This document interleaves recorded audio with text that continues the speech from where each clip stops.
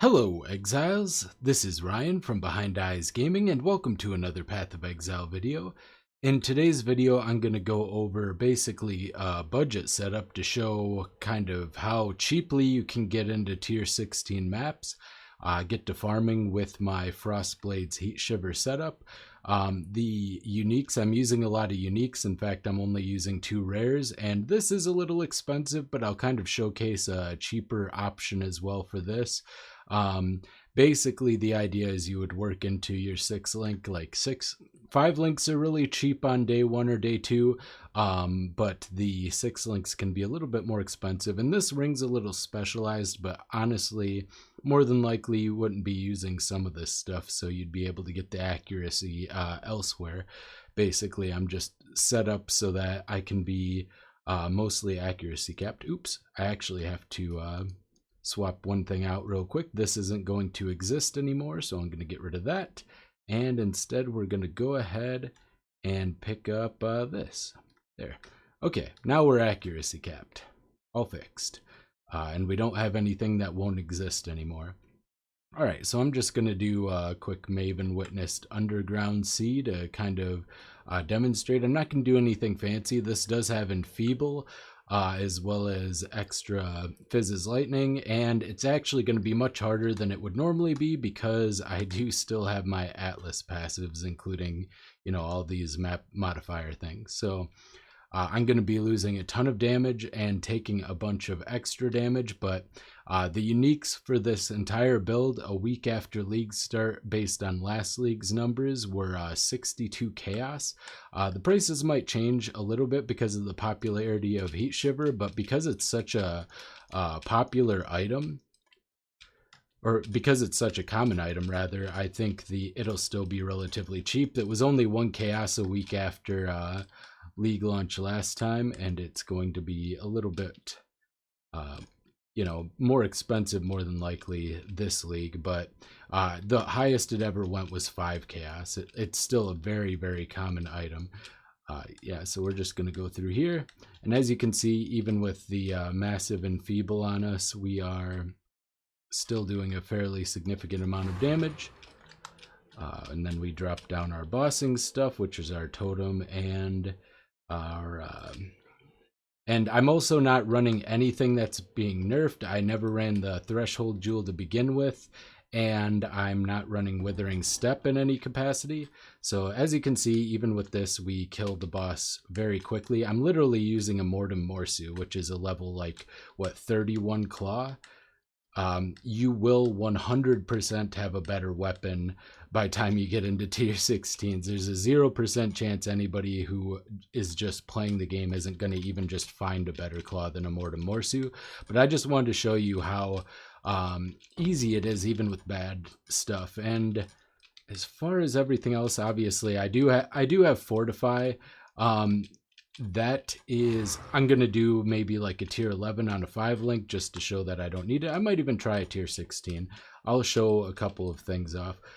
Actually, the bulk of the entire cost of this is going to be at Ziri Step, but this build is actually very good at farming at Ziri. I was able to farm it, you know, very quickly right around the time that I got into probably mid-yellow maps on like my solo self-found version and every other version I did of this.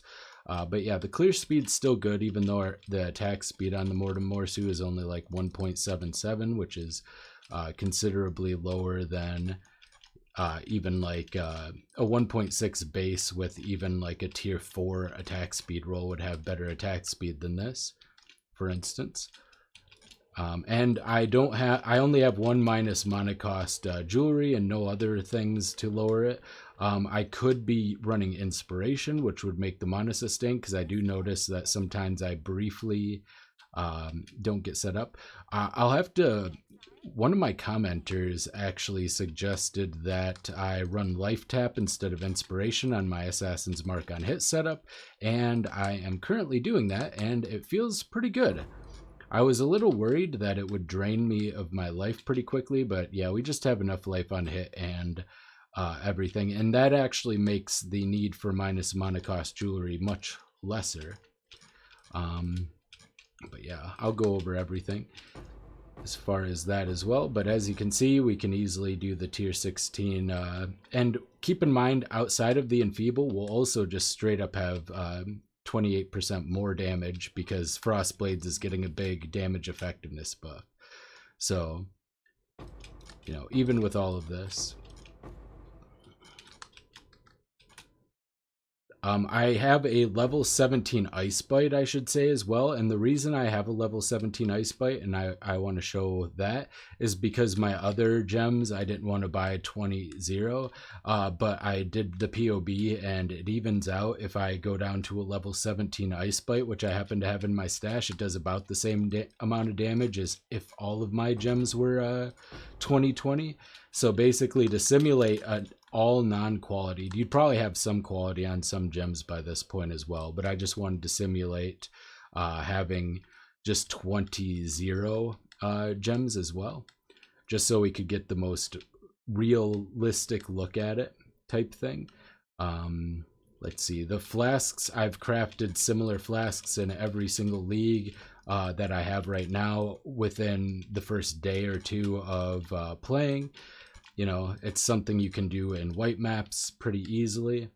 We'll go ahead and do the Abyss. Yeah, I'll do everything. I'm not going to do the trial, but I do want to show that, yeah, there's nothing that this really struggles with, even with tremendously bad gear. Like, I'm running, like, the Taming, and actually, the Magnate's pretty good.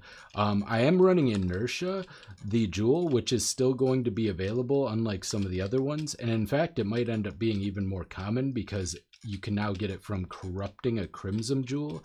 And what's probably going to end up happening with those jewels is a lot of people run corrupted strongboxes.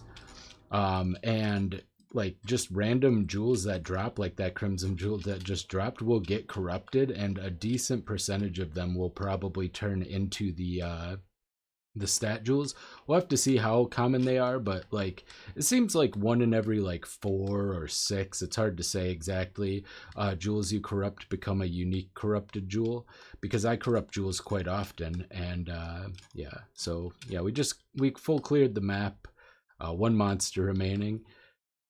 Yeah, pretty easy. So I'll go over my setup here, and then I'll go over like how you would transition into the pretty much the only kind of expensive piece of gear, which is the chest right here. In fact, I'll go ahead and just corrupt this jewel, see if it, yeah, see, it turned into a fragility. And granted, there's gonna probably be a bunch of those different corrupted things, but yeah, it's definitely worth it. So I'll go over the gear first. The uniques I'm running are Mortem Morsu. It's a level 31 claw. The reason I'm running this is because it always has 20% attack speed and 25% crit chance, so it's always going to be 1.8 attacks per second and 7.87 crit chance. We get flat damage from all sorts of other sources on our build, like Herald of Ice, which I have here. It's just a 2021. Ice Bite, and various other sources. I have a little bit, only 5 to 10 on this right here, but oh, and Southbound as well. So I'll have that. Of course, we have the Heat Shiver and Yoke. I have Tribal Fury anointed on this, and the reason is because in this next league, we'll be taking this attack mastery right here.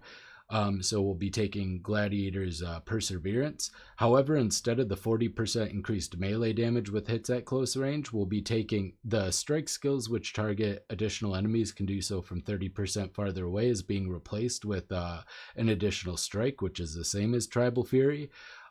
So I have this 40% melee damage at close hits because normally our anoint at this point in the game would just be Divine Judgment. So we're actually losing 10% added damage with this setup compared to, in fact, probably more, because we're not always attacking at directly close range, on top of the 28% that we've lost. And of course, yeah, that was an enfeeble map as well. But and then I'm running Inertia, and I'm not running any other jewels at all. You don't have to run Inertia. If you can't get Inertia, you won't be running the Magnate. You can simply run Magnate's like 10 or 15 Chaos early on in the league, or what has been the last couple of leagues. You could just run a Belt of the Deceiver, which is like 1 Chaos. And gives Intimidate. So it's only like, when I put it into POB, it's only like a 3 or 4% damage loss. going between those two. But yeah, now I'm going to go over, okay, so what about the body armor? It's probably going to be, to get like a good 6 link, it's probably going to be like 60, 70, 80. It's going to like double the cost of the build. The whole build still should be under less than 1 divine a weekend.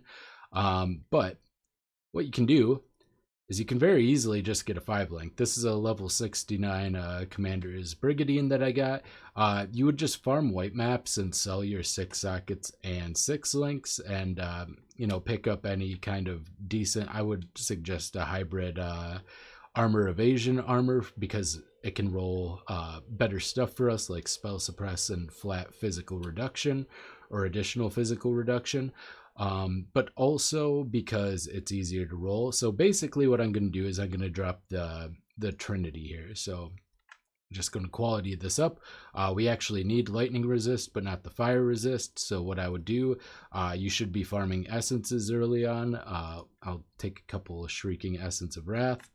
This is good enough, I guess. 3 prefixes, 3 suffixes. Actually, we do kind of need the spell suppress. I'm only 3 over cap, so I might have to resort to a little bit of something else. Okay, this'll work. 2 prefix, 2 suffix, and then all we have to do is just craft on the spell suppress. So, oops, one button. All right, so we would go ahead and craft on the chance to suppress spells. We need at least 9. Well, actually 8 would have been fine. There you go. All right, we have our body armor basically. And then, yeah, you would want to go ahead and type in sockets. Get 5 sockets is only 70. So literally less than 10 6 sockets sold. You'll definitely have gotten that in white maps for sure. Probably even by the time you get done, you'll have plenty. Do that. We even got the right setups, and then we would go to links. And it's only 150 chaos to make a 5 link, which is what, 600. So you'd need 670 total jewelers basically, although you'll have fusings to make up for that. All right, we got our armor. So we're going to take this. It's going to cap us on lightning resist still. We'll just put everything except the Trinity in there. And we'll take that. And yeah, something like this that's very easy and relatively cheap to craft. I'll just toss this in here. And we are still spell suppress capped. We're still lightning. All of our resists are still capped. And I'll take this and we'll go ahead and actually let's just try another tier 16. Let's see if we can do this on a 5 link. So basically the same setup, but this is going to be dirt cheap. Even if you just buy a 5 link, they're usually like 5 or 10 chaos early on. So the only thing that's really not accounted for is the ring, but usually you'll make that up with other things. Like chances are you're not going to be running the taming, possibly not even the magnate, because without this, obviously, without accuracy, we go down to 92 or 93% chance to hit. And in fact, I'll even go further, and I will remove some points to just say that we're at a lower level. So let's see. With that, we're still okay. That wasn't affecting our spell cap. So get rid of a little life, and what else can we get rid of? Let's just get rid of like a frenzy charge or something. Even though we would obviously never be with. Actually, let's get rid of assassination. Okay, so this is like we're level 88.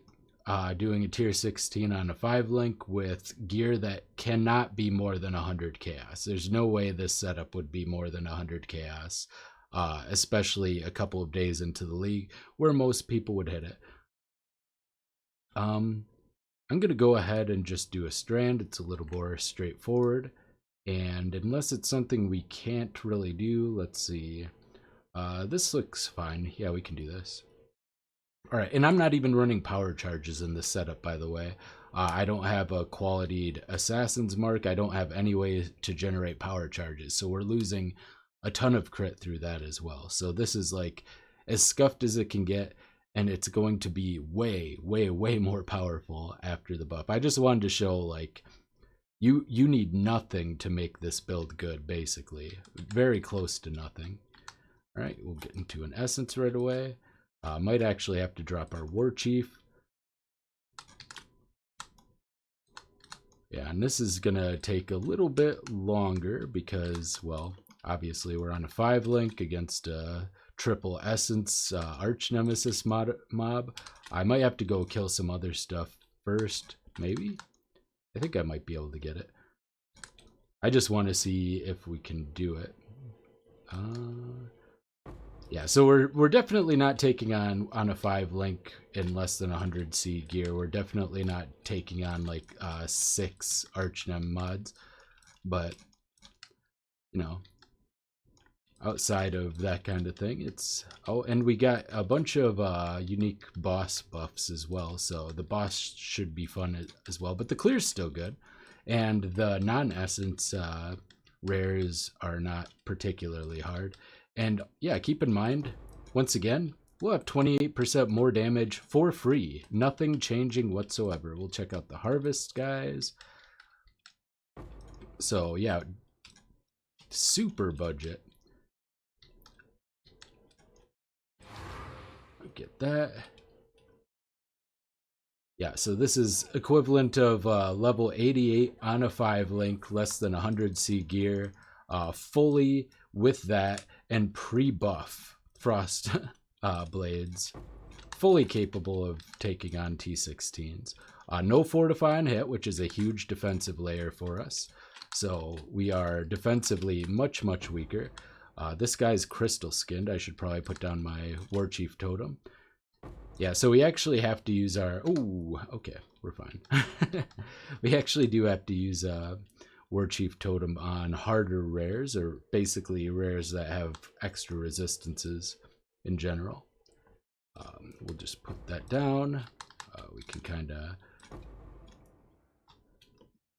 we got another Sentinel, Steel Infused. Sentinel is a little annoying because they're going to be blocking a good portion of our damage 50% of the time and putting out that little extra dealio. Yep. So yeah, if this isn't a testament to how good this build is, I'm not really sure what is. Because like, there's not a whole lot of builds that on such little gear can, and like I said, this is pre-buff. None of the nerf stuff is in. I should probably prismatic haste it. Okay, so it's another lots of extra resistances guy, and yeah, fully capable of taking on tier 16 maps that would be harder than the ones you would probably be fighting, because I do have all of my Atlas points in as well. So it's like, oop, this is a magma barrier guy, which will still be in the game, but oh, it's also rejuvenating. So here's our actual boss fight. We'll see what we can do here. We'll put that down. All right, now we're just fighting the one guy.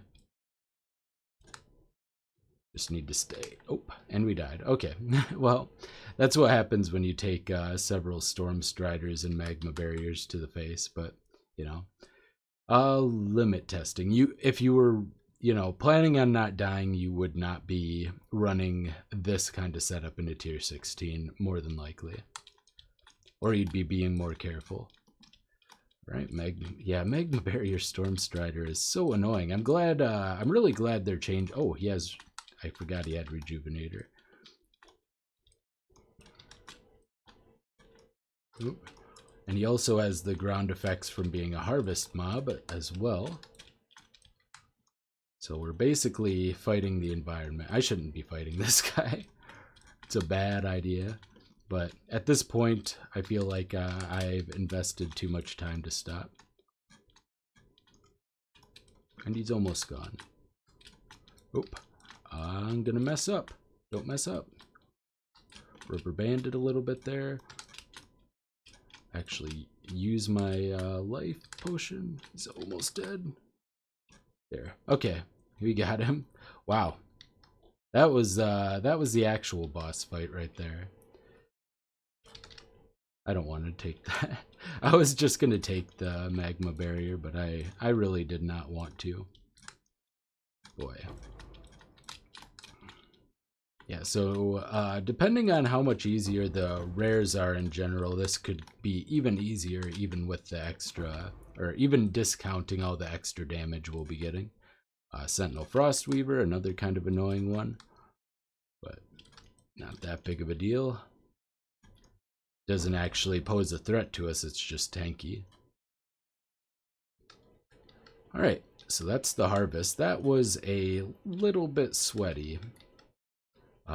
Yeah, you'd probably, well, with the 28% damage, I might have been able to do a little bit more, so kill them faster. I probably still would have died to Magma Barrier, but Magma Barrier wouldn't have all of the extra, like, reductions and stuff that it has. Alright, Gargantuan Frostweaver. This one should take a while to kill as well. But yeah, we're with we have a level 31 weapon, so.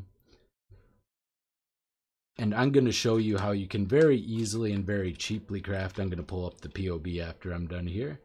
And show you how you can very cheaply and easily craft a weapon that could upgrade the damage from here like 20% on top of that. So basically end up being like 50% more damage overall. Okay. Although, yeah, I was going to say, I don't think I need all the extra stuff for the Rogue Exile. Froststrider Hexer, another kind of getting a lot of the tankier ones here. I'm going to be switching to Frostblink over Dash as well to help with DPS, especially while leveling, but I've been playing the console version on my brother's Xbox. Noble Claw. Get that? Maybe it's maybe we get something cool. Nope, Dex. It does have attack speed and a lot of lightning damage though, so at a league start that might sell for a lot anyway.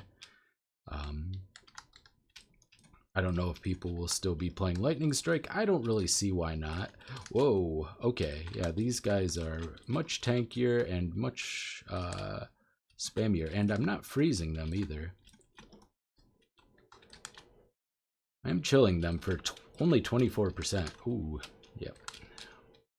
Wow. What do we got here? 42% life. Okay. Oh, and yeah, they're pretty strong. Okay, so a little scuffed, but this is more than enough to like farm tier like 11 through 14 maps for sure. For sure. All right. Yeah, I'm not going to bother going back and killing those guys. Theoretically, we can definitely do it. We had them mostly dead, but yeah, it's just not worth it. Okay, so next thing I'm going to do is pull up the POB. And yeah, it's basically, oh, I don't have it perfectly set up yet. Let's go ahead and swap that for that. There you go. Got that. Okay. So yeah, I just ported this right over. As far as important things on here go, you know, nothing special. The tree hasn't changed that much from what I would normally have, except I have no cluster jewels. I don't have my historic jewel. Basically anything that wouldn't be, you know, super easy to get, anything that you would have to specifically farm for, or anything that would be expensive is basically out of the picture. So yeah, we have all of that set up, and once we get, you know, all of our stuff, oops, not 520 resonance, not that it changes anything, but and we'll have our flasks up most of the time, and we'll have frenzy charges but not power charges. We will be elusive at an average of 110. We will almost always be leeching. Heartstop remote, I always just put it on average. We will always be igniting. Apparently on bosses we're only chilling for 30%, but for most things, or for 24%, but for most things, and that's with 84% more monster life. So regular tier 16 bosses without all of that bonus stuff, probably still getting a full 30% chill. And probably freezing as well, even on a 5 link. And this is with my 6 link setup as well. So, and let's see, anything else that needs to be checked? And then we have usually a freeze, shock, and ignite on the enemy, so we'll go ahead and check that. So if you ran this version, you could basically just, and you can see how much power charges would add as well just from putting quality on your Assassin's Mark. It's a very significant amount. It's like 15%. This is what you would be looking at, and you could take this and multiply it by the increased multiplier we're going to get by the damage effectiveness. So 2745382 times 1.28, and we get about 3.5 million is what we'd be sitting on with this gear. However, very, very easy to get a better claw. We can literally get a 3 property claw, so we would use Imperial Claw.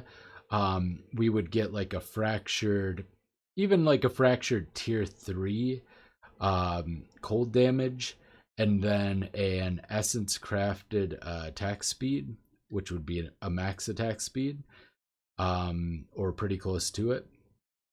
And then we could take a crafted crit chance, and we could even just do the second one, and since we could control that, we would just put it at the highest. And even this right here, very simple, 1 essence, 1 fractured mod, 1 not even the highest craft, because the highest craft costs an exalt. And even with this, we're looking at a 22% DPS increase, which would additionally be multiplied by the 28% more. So that would be a very simple claw to get into, very cheap. Realistically, by the time you're getting into tier 16s, what you would have would be more like tier 1 fractured cold, an essence crafted attack speed, maybe like a tier 2 or 3 crit chance. Let's say tier 3 crit chance. We'll put it right in the middle, and then we would have our penetration, probably the 2nd tier, because maybe you didn't get an exalted or you spent it on some other sort of craft. So with this, we add that to the build, and then from this setup that we currently have, and this is a more realistic one, 42% increase of DPS. That would put us at like 6 or 7 million, with honestly what is still probably under 1 divine worth of gear. So really, really huge. And then of course you would make your upgrades as normal. You would get your historic jewel, you would get like a watcher's eye, you'd get your cluster jewel setup, and sky's the limit, honestly. 50 million DPS is very attainable for less than 100 divines on this. I think it'll kind of depend a little bit, but yeah, I think this is, of course you would get a much better setup. Yeah, you would get like a much better anoint on your yoke. You would get like some sort of, preferably a Frost Blades damage enchant on your helmet. Just way better stuff. We would get, all of the stuff that's in the guide. So yeah, step by step. Very cheap to get in. This was a longer video than I intended to. I just kind of wanted to showcase how cheaply you can kind of get into tier 16 maps. There are other builds that can map tier 16s on a 5-link, but I mean, not a lot of melee builds, that's for sure. And yeah, it'll just be way easier. This is just going to be exactly as it is, but much, much stronger. And you are going to have better gear than this when you start farming tier 16s, I promise. Like, a lot of this stuff is really not great. So like a Leper's Ohm, it's cool, it's giving us duration, not doing that much. You're gonna have better jewelry if you just follow my step-by-step guide, which I'll be updating as soon as POB updates. I'm gonna check for the update now, but still hasn't come out so far. I'll be improving the leveling path and everything for that, so hopefully it'll be a lot easier to get into as well. So if you tried it last league, should be even better this league. Hope you enjoyed. This has been Ryan from Behind Eyes Gaming, and I will see you next time. Bye.